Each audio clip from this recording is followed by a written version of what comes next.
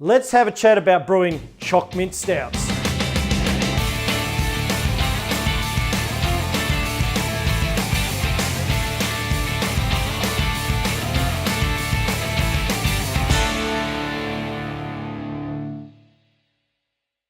If you aren't from Tasmania, you may not be aware of a winter festival that happens down here every year. It's called Dark Mofo.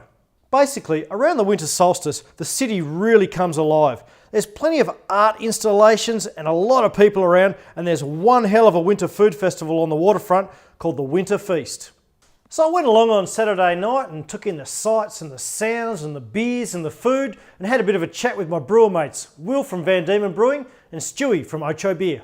And good on Will, he sent me away with this little can of beer, the After Dinner Mint Choc Mint Stout. So I guess as I pour this beer, I'm asking those of you out there in the other side of the camera, who of you out there have actually made a Choc Mint Stout before? And what tips and tricks can you share with those of us on this side that haven't brewed one in the past? So she's pretty dark in the glass, you cannot see through that. A beautiful sort of dark tan head on top. Typical roasty sort of aromas with that sort of minty overtones as well, and sort of smells a bit of chocolate. And then the taste, she's an interesting one. You've got a bit of roastiness going on there and really sort of minty flavours. It's unique and kind of like that menthol sort of taste. This is a pretty complex beer. So how exactly do you get these complex flavours? Is it mint extract like you would use in cooking, or maybe fresh mint leaves, or perhaps like this beer here, candied mint? The chocolate flavours can come from chocolate malt or actually adding chocolate itself.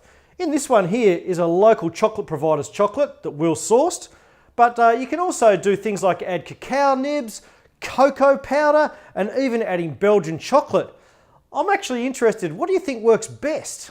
Then I guess you've got to consider bitterness, because look, after all, this is a beer, you know? So what sort of hops work best? How much do you use? Are you using hops for aroma as well as taste, or are you purely just putting the hop in to bitter the beer?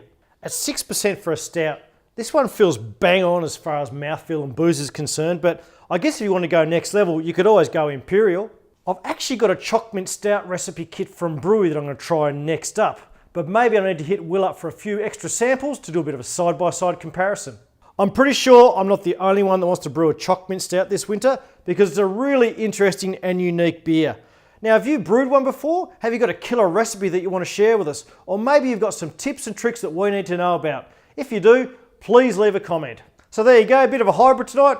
Not quite a homebrew chat, not quite a beer review, somewhere in between. So until we talk again in this great big craft beer land of ours, cheers to great beers.